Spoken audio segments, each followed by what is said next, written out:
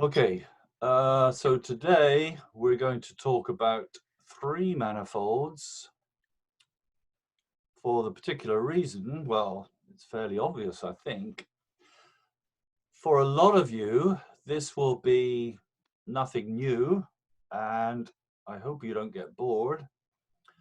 But there are several questions I want to ask the experts as we go along. So hang around. And for the people who are learning about knots, this is very useful stuff, which everyone should know. Okay, now let's share screen with this.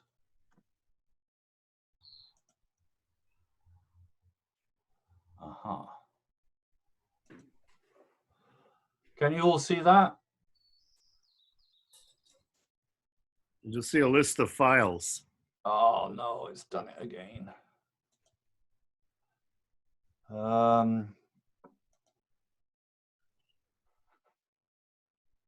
It's just a list of files.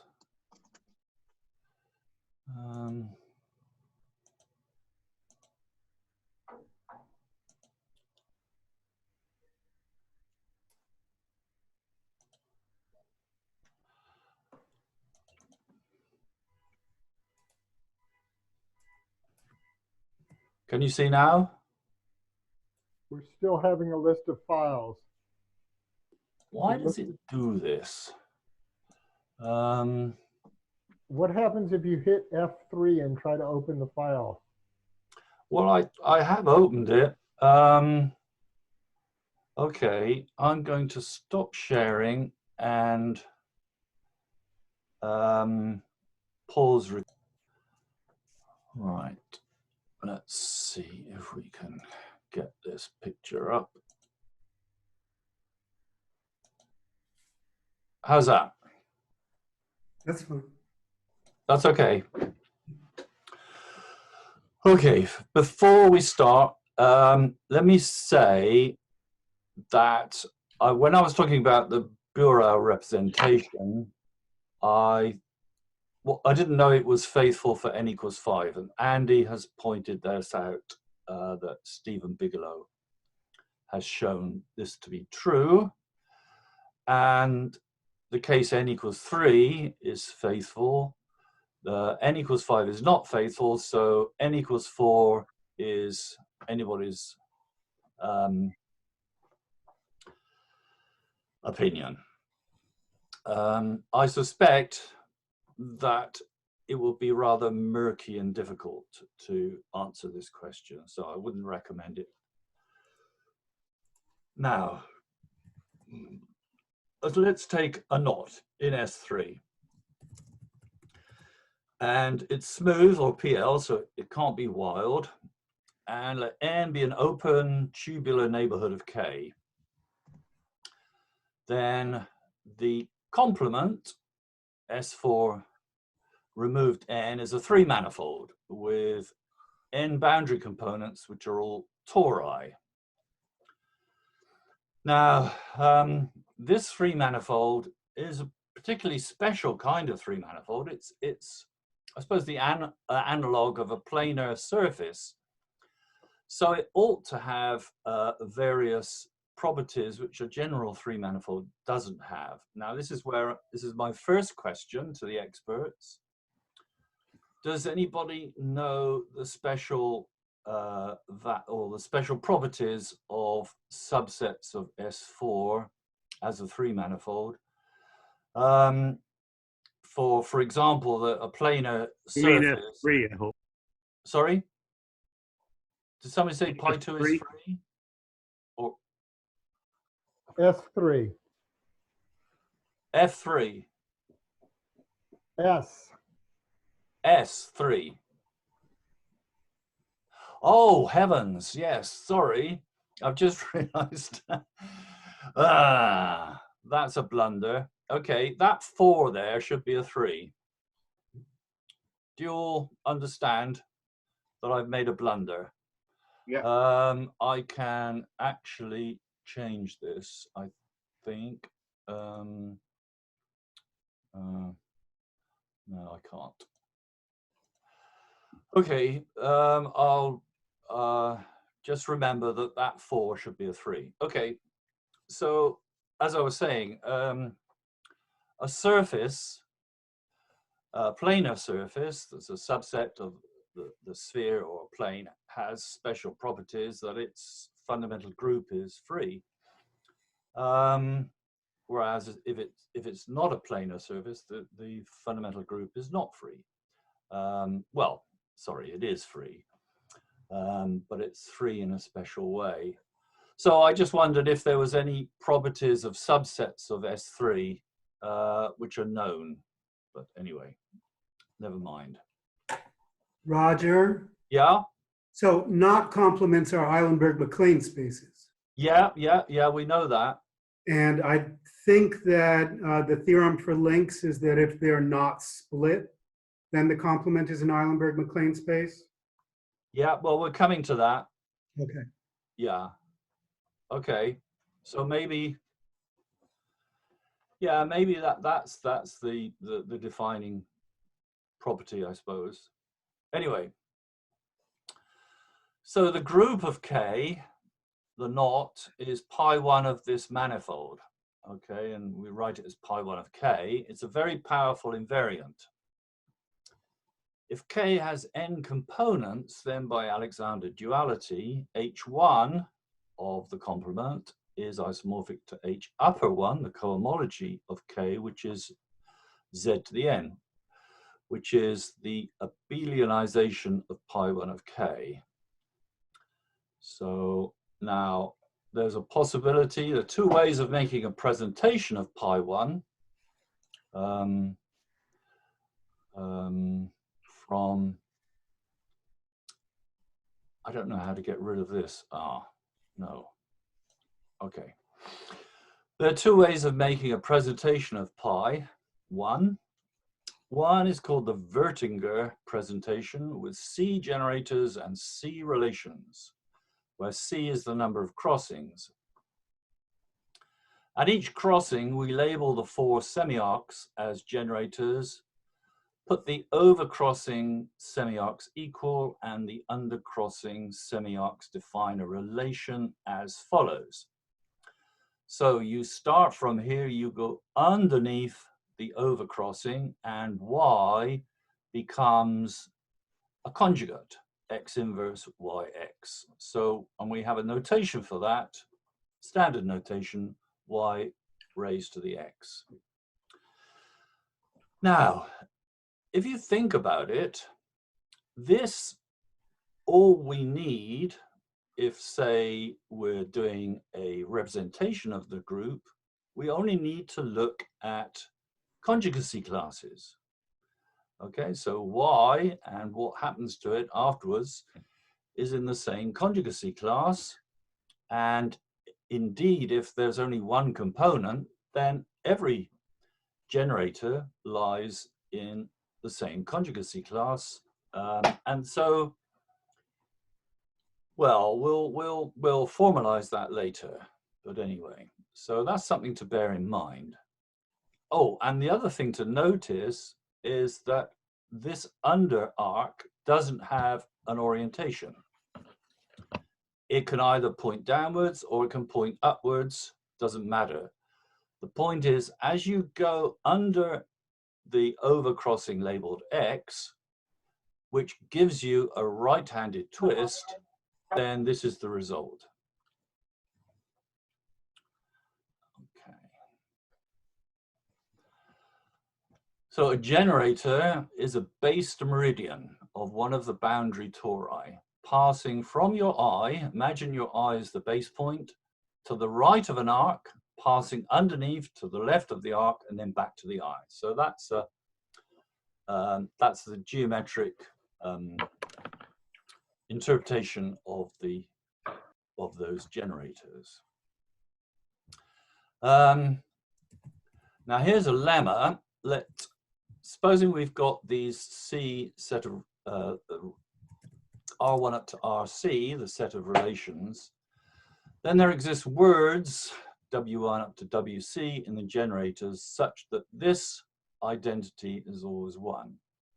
So R1 either itself or its inverse, and then conjugated by W1 and so on, RC conjugated by WC. And the proof, well, I don't want to go into the details, just take the trivial loop around the diagram and then push it in to form a flower whose petals enclose each crossing, and then you can read off this identity. If that doesn't make any sense to you, don't worry. This means that we can ditch one of the relations. So here's an example. We take the trefoil and we try and find its group from the Wirtinger presentation. And these are the relators, and so on and so forth. And they satisfy this identity. I hope I've got that right, but it's something like that. Okay, so we can eliminate, well, we can forget one of the relations. And then if we eliminate C, which is the conjugate of A by B, we get a group with 2 generators, A and B, and one relation, ABA equals BAB, which is our old friend B3, the braid group on 3 strings. Okay, there is also the Dane presentation. This has C+1 generators for each bounded region and C similar relations for each crossing. Now, I haven't actually given you details of that. I couldn't find a good reference to this without going to his original paper. I'm sure there must be a good one around. I couldn't see, I mean, a lot of books or knots just sort of say it exists, but so I don't know the details. We can simplify things by representing the group onto some easier group, but note that because of the form of the relations, we only need represent into conjugacy classes. Okay, so let's take S3. Okay, so this has got 3 elements, 3 cycles, 1, 2, 2, 3, 3, 1, as conjugacy classes. There's 6 elements, of course, in S3, but these 3 form one of the conjugacy classes. And if you conjugate one of them by the other, for instance, 2, 3 conjugated by 1, 2 is 3, 1, that's the other one. So these are the 3 colors needed for 3 coloring the trefoil. So that's why 3 coloring works. All the boundary tori have a unique base point free meridian, which spans a disk in the solid tubular neighborhood of the knot. There are many longitudes, simple closed curves which cross the meridian once. However, if n equals 1, there is a unique longitude which is homologous to 0 in the complement. It spans a Seifert surface and lies in the commutator subgroup of pi1 mk. Which brings me to my next question. Does anybody know what happens if n is greater than 1? Because if you have several components, imagine several tori, then there is a Seifert surface which has boundaries consisting of longitudes of all these component tori. Are those longitudes uniquely defined? I don't know. Does anybody know? The silence is deafening. Okay. Have a Well, think about Roger, it. you can take take the curves one at a time and define longitudes that way, but they won't necessarily lie on a Seifert surface for the whole link. No, that's right. But what is the relation? Do you know? I mean, in other words, so this is the question. There's a Seifert surface for the whole link, right? And it cuts the tori in longitudes. If I take another Seifert surface, do I get the same longitudes or not? Oh, well, that's something to think about. Okay, for the trefoil, we have a longitude. It is the commutator of BA and AB up to conjugation, where this notation means this. Okay. You may like to check it because I tend to make mistakes, but I think that is correct.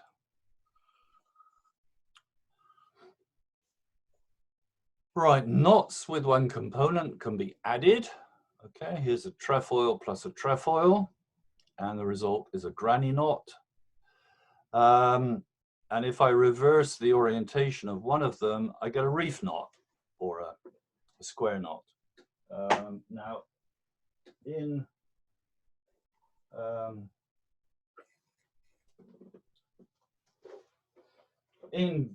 Gilbert and Porter, they've got the names around the other way. I assume this is the correct nomenclature for a granny knot and a reef knot. But anyway, they are different. That's, well, we'll come to that in a minute. Now, the addition of knots is associative. It's commutative. Nice proof of commutative. You just shrink one of them down to a little tiny ball, which you then slide around the rest of the knot till it comes out the other side. And then you expand it again, and you've got this relationship here. The unknot is an identity, and there is no such thing as an inverse.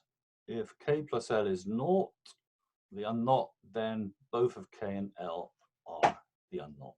Okay.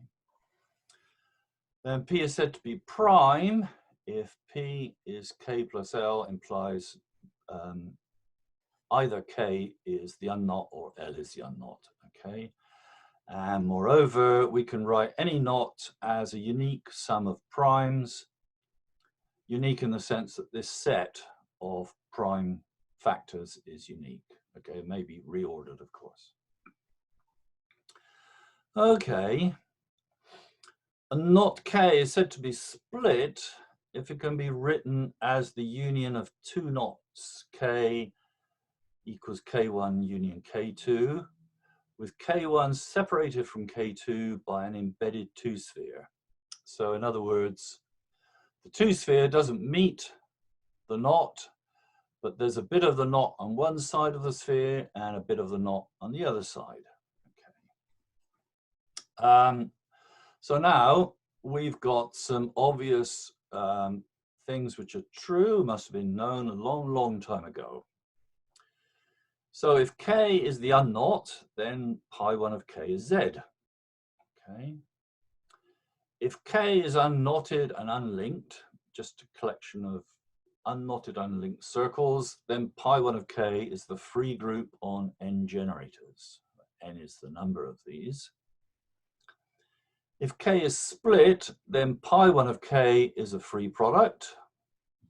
Okay, that's pretty clear, just by Van Kampen. If K is isomorphic to L, then pi 1 of K is isomorphic to pi 1 of L. All these implications are from left to right. So the question we come to is, can we reverse these implications? Okay. And this is where classical three-manifold theory comes in. So what can we say about three manifolds? Well, Dane's lemma. Okay, so this is a theorem. I put that in inverted commas due to Dane in 1910. let C be a simple closed curve on the boundary of a three-manifold M such that C lies in the kernel of pi 1 of the boundary of M to pi 1 over M. Then C bounds a disk in M. Okay. So this theorem implies that 1 can be reversed. Remember, 1 was if K is unknotted, if it's just a single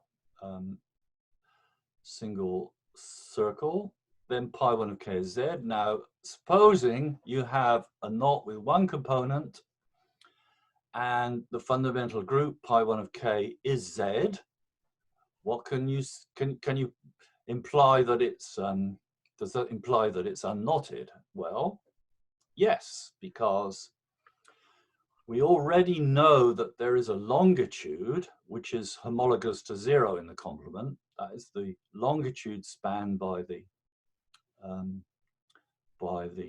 Seifert surface. But because pi 1 of K is Z, that's the same as H1 of K, because pi 1 of K is abelian. Okay, so by the Hurewicz map. So that means that not only is that longitude homologous to 0, but it's also homotopic to 0. And we go back down here to Dane's lemma, and we see that it lies in the kernel, and so it bounds a disk in M. In other words, the longitude of the knot bounds a disk, so it's unknotted, right? However, Dane's proof contained a flaw, and this was corrected by Papakyriakopoulos in 1957. And the proof, it's very interesting why Dane's proof contained a flaw. It's because he didn't take into account triple points.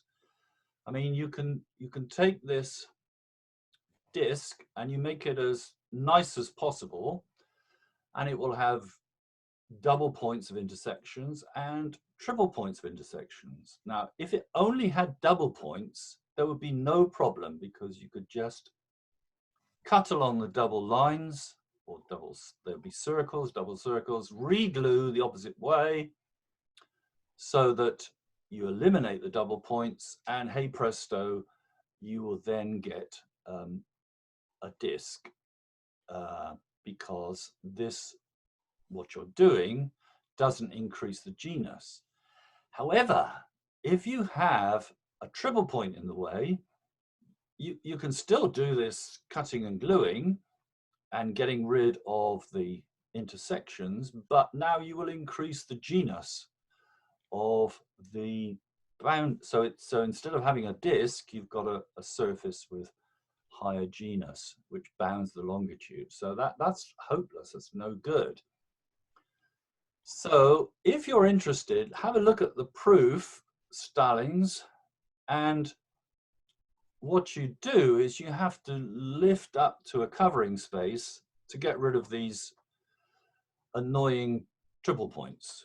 And it's very interesting how it's done. Anyway, so the Stallings loop theorem says, suppose N is a normal subgroup of pi 1 of the boundary.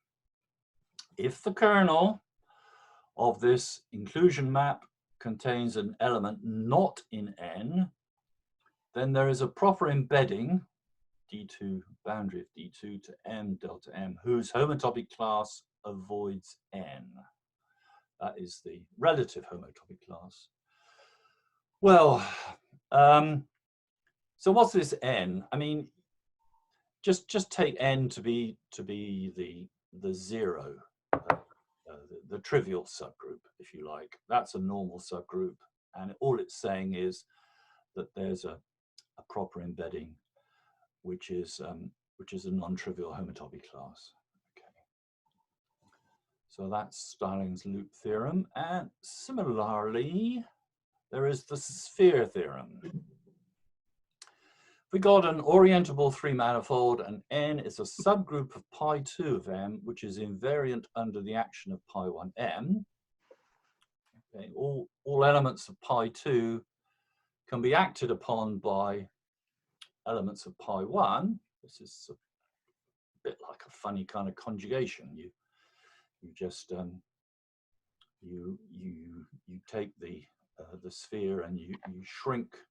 You take imagine it's a balloon or something, and you take the base point of the balloon, the bit where you blow it up, and squeeze it out to make a loop, and then you wrap that loop round the pi1, the representative of pi1, and you get a new homotopy class. So that's what I mean by the action of pi1 on pi2 of M, and then N happens to be invariant under the action of pi1 of M. Okay, and then if that is true, then there is an embedding of a sphere in M whose homotopy class avoids N. So you could take N to be once again to be the trivial subgroup, and then you've got an embedding of a sphere which is not homotopic to the trivial sphere. N must be proper then. Sorry? Proper. N must be a proper subgroup then. It's not all of pi2. Well, I guess if it was all of pi2, you'd just get a little tiny trivial sphere. That would do, wouldn't it? I don't know. Maybe, yeah, maybe it had to be a proper subgroup.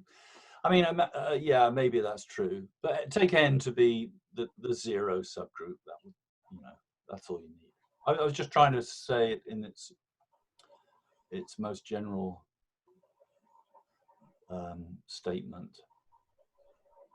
As a corollary to the sphere theorem, we see that if K is an unsplit knot, then pi2 of K equals naught. Not naught. Sorry. No, it's naught. Yeah, sorry. Let me get that round. If K is unsplit, then if pi2 of K was not naught, then we could find an embedded sphere which is non-trivial. So it must have stuff inside and outside, which would make it split. So that's another way of looking at it. And as a corollary to this corollary, it follows that the complement of an unsplit knot is an Eilenberg-MacLane space, K pi 1. Okay, well that means that pi 1 is, of course, the group of the knot. Pi 2 is trivial. And now pi 3, well, that is trivial because if we look at the universal cover, there's no pi 3 will be the same as H3, and there's no way you can make a 3 cycle because they don't. You can't form a 3 cycle. So it follows that pi 3 of K is also 0, and so on. So all the homotopic groups are 0 except the first one, so that makes it an Eilenberg-MacLane space. Okay. M is a 3-manifold. M is said to be boundary incompressible if for every component F of the boundary that induces an injection of pi 1 into pi 1 of M. So that's a little condition. And an orientable compact 3-manifold M is said to be irreducible if it is boundary incompressible and every 2-sphere in M bounds a 3-ball. Now, this notion of irreducible was somehow in the pre-Poincaré conjecture days, was kind of introduced in order to get round the Poincaré conjecture. Anyway, so The complement of an unsplit knot is irreducible by the loop and sphere theorem. All right. And if K, a knot K is one component, then pi 1 K equals Z if and only if K is unknotted. Well, we've already said that. Right, free products in pi 1 of M. So supposing M is a connected, orientable, compact, irreducible three-manifold, then pi 1 M cannot be split as a free product.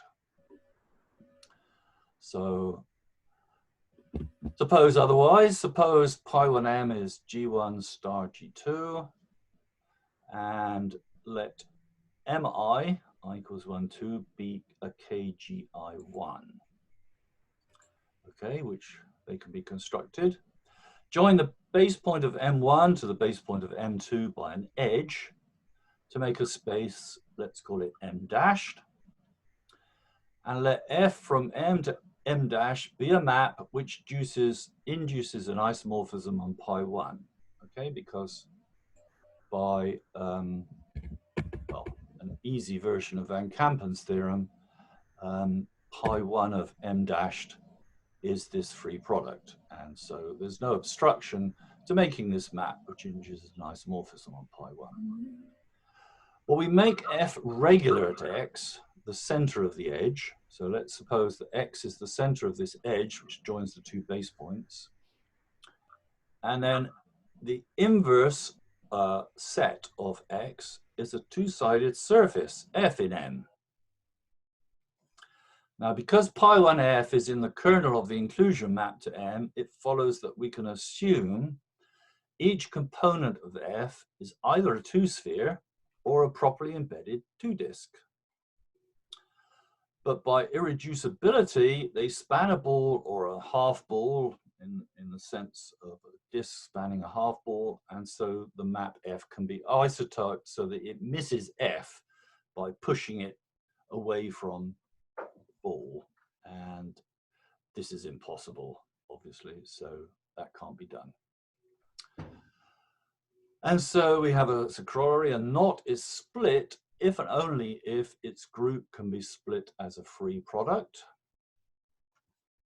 And then a knot is unknotted, unlinked with n components, if and only if its group is the free group on n generators.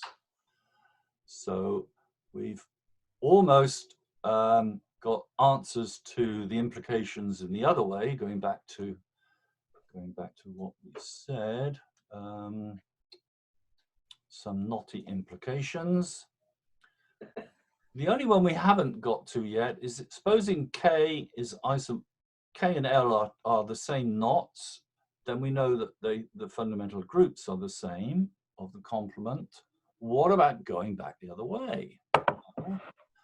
Unfortunately, we have the answer is yes and no, right?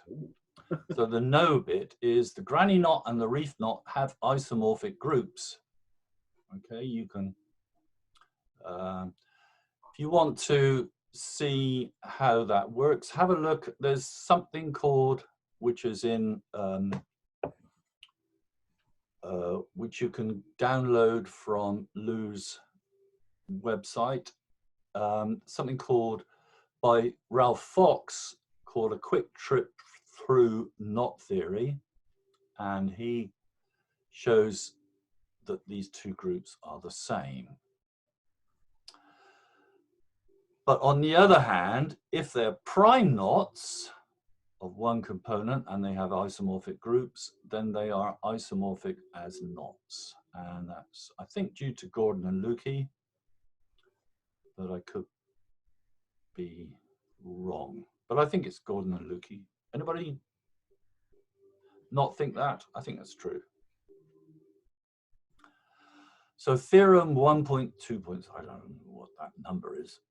Well, let K and L be knots with one component. If there is an isomer of their groups which takes meridians to meridians and longitudes to longitudes, by the longitudes I mean the unique longitude, then K is isomorphic to L or to its mirror image. Such an isomorphism is said to preserve the peripheral system. So this granny knot and reef knot, there is an isomorphism between the groups, but, oh, somebody's got a cough. But this isomorphism doesn't preserve, as I say, the peripheral system. And Waldhausen proved this on the title of his paper was on irreducible three manifolds which are sufficiently large, Annals of Maths in 1968, long paper. And you may not have heard of sufficiently large. This means that the manifold contains a properly embedded two-sided irreducible surface.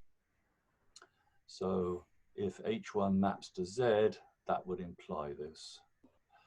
Roger, I thought that you get the mirror images as well with Waldhausen. Only, well, it gets on the, it's the orientation, isn't it? I guess it might take a longitude to its inverse image or something. Oriented, right. Yeah, yeah.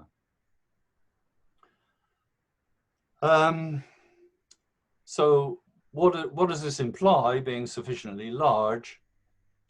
It means you can start cutting up the manifold. You cut it along this properly embedded two-sided irreducible surface, and it splits the manifold up into bits. And then with a bit of luck, you've got some more irreducible surfaces, and then you cut along those, and everything starts to get simpler and simpler, and eventually you're ended up with a ball or a number of balls which have information on how you reconstruct it to make the three manifold. And this is one reason why it was so difficult to prove the Poincaré conjecture, which of course says that if the three manifold has the homotopy type of a three sphere, then it is the three sphere. But of course you can't have, that cannot be sufficiently large because you can't have an irreducible surface inside a homotopy three sphere. It just doesn't exist. So now, I mean, oh, I should say that I wrote a paper with Colin Rourke on racks, and I gave the wrong paper of Waldhausen as the in the references. So this is the correct paper, and so I apologize online for that. Nobody has pointed this out to me yet, but that is the correct reference.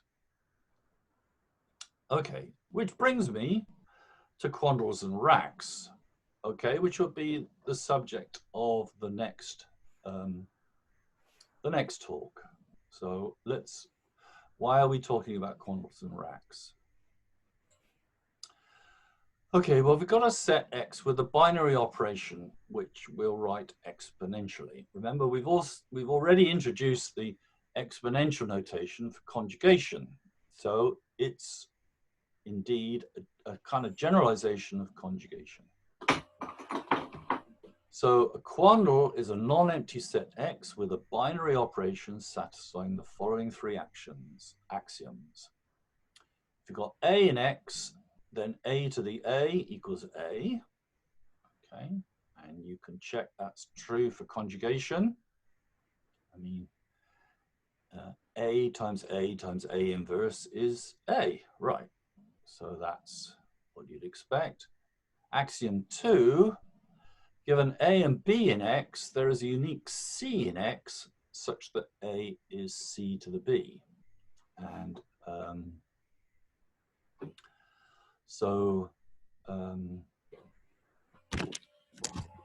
In other words, you can, you know, if you think of it as conjugation, so A is B inverse CB. If you take the B's over to the other side, C will be BA B inverse. And so that's uniquely defined. So that's okay for conjugation. And then given 3 elements, A, B, and C, we have this formula.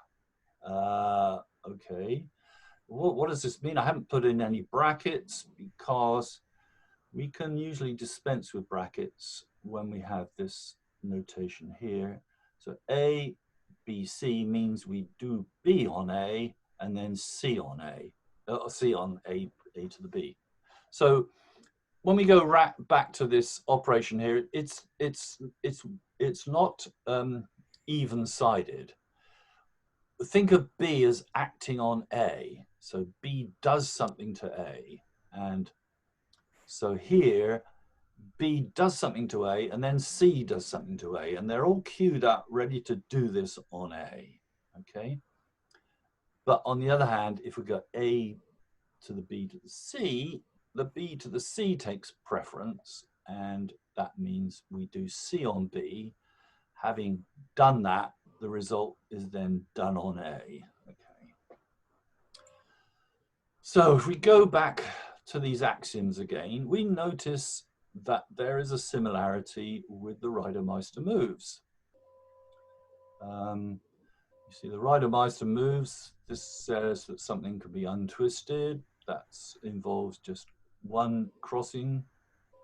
Axiom 2 says that we can undo certain situations where we've got 2 crossings next to each other. So that's where we get axiom 2 from. And axiom 3, given ABC, then we've got this. And in fact, as we'll see later on, we'll see that this does correspond to the 3rd Reidemeister move, the Yang-Baxter move.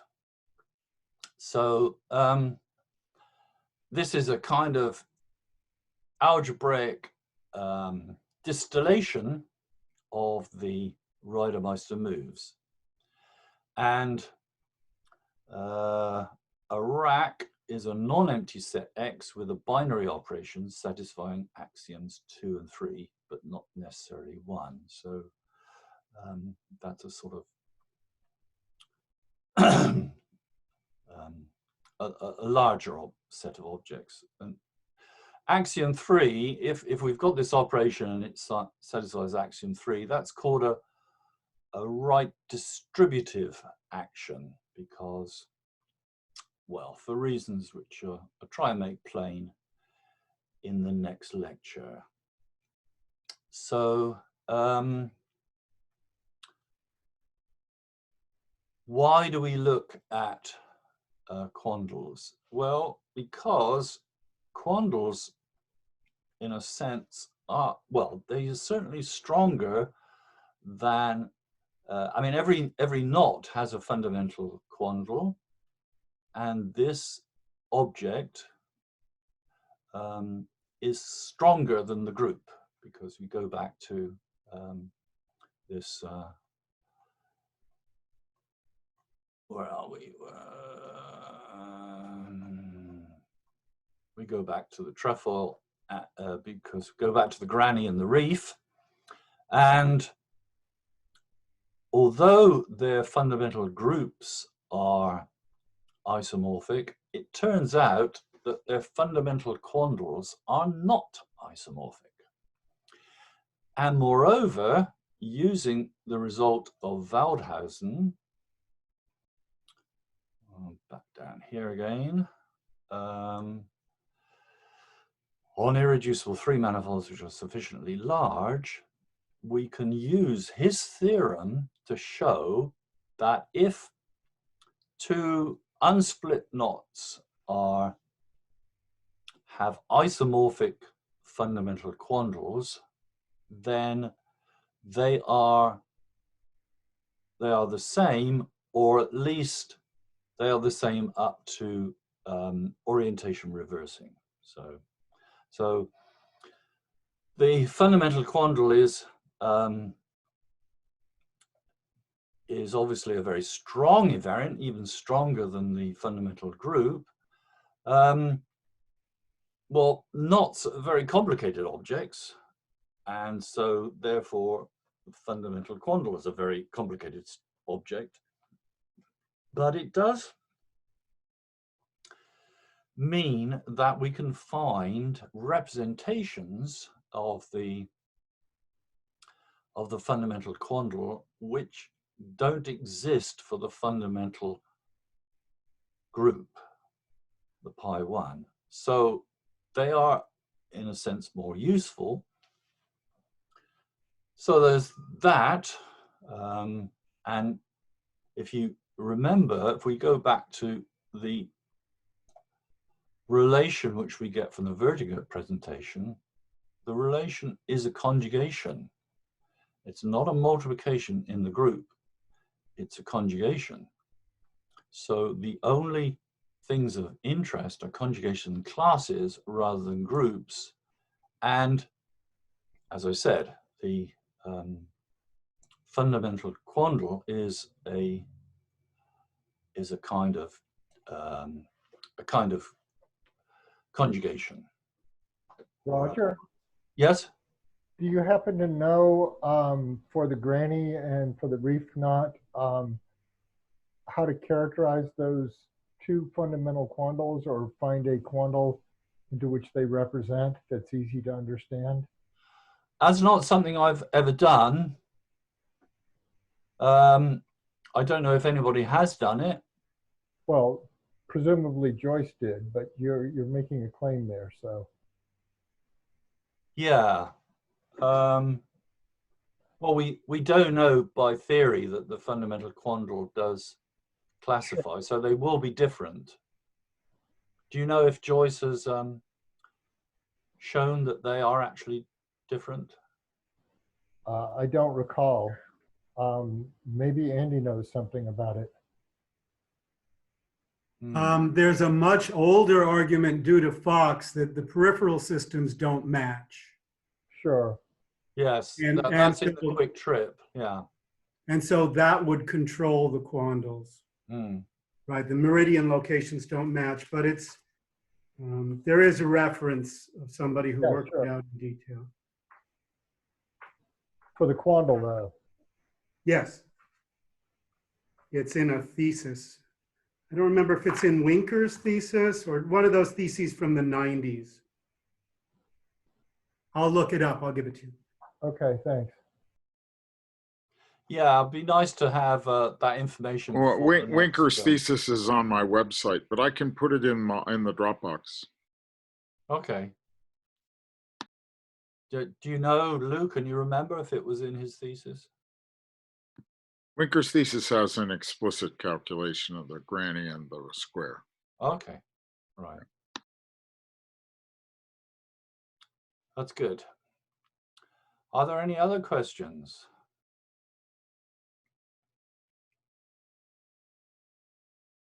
No? Have I explained things too well?